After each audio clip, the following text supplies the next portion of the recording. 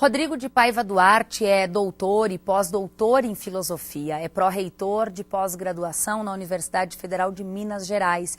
Ele esteve aqui na UPF para se encontrar com alunos e professores. Quem também conversou com ele foi a jornalista Fanny Baruffi.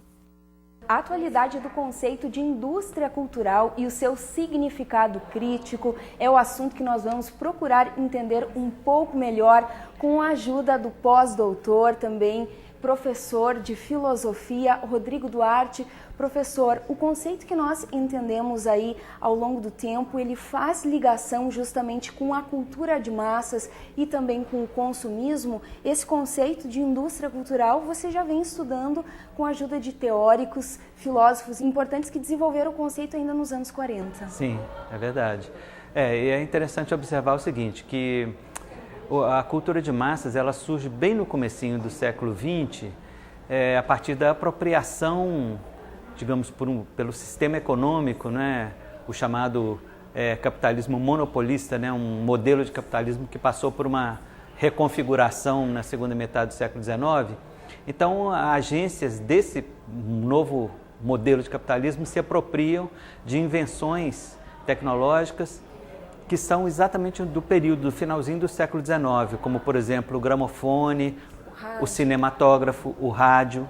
E essa apropriação desses meios por agências, enfim, do sistema econômico, gerou a cultura de massas com um duplo objetivo. Primeiro, de ser um novo ramo econômico, industrial, e também, por outro lado, de introduzir, digamos, padrões de comportamento. Então, a indústria cultural, ela sempre, desde sempre, ela teve assim, um certo papel de dirigir um pouco o comportamento das massas. Aí entraria o consumo, professor? Inclusive a geração de consumo, porque o sistema capitalista, ele sempre está ameaçado por alguma crise de demanda, por exemplo, né? Perfeito. O conceito de indústria de massas, professor, ele cabe em pleno século XXI aí com a globalização, sim, com as mídias, com a internet? Isso naturalmente é polêmico, mas na minha opinião continua cabível por uma razão muito simples.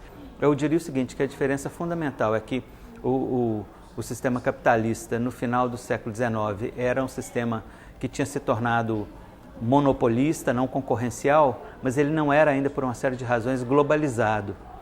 O sistema econômico predominante no final do século XX é um sistema capitalista, além de monopolista, já globalizado. E ele se apropria também de tecnologias recentes, né? Então, ainda que esses meios comportem, por exemplo, uma interatividade maior, coisa que não existia nos meios tradicionais, digamos assim, as motivações econômicas e ideológicas continuam exatamente as mesmas. Iguais. Iguais. Exatamente por isso, me parece que o conceito de indústria cultural continua com atualidade. Perfeito. E isso você trata justamente em alguns dos seus livros. Sim, é um tema recorrente. Professor, o consumidor dos bens culturais, ele hoje é passivo ou ele deve ser reflexivo? Eu acho que sempre ele deveria ter sido e deveria ser, né, reflexivo, né? Na medida em que isso coloca em xeque, digamos assim, aquela motivação manipuladora da indústria cultural. Então, em qualquer caso, seria desejável que o consumidor dos bens oferecidos pela indústria cultural fosse reflexivo, fosse crítico. Isso já seria um avanço assim enorme. Tá certo. Tá bom?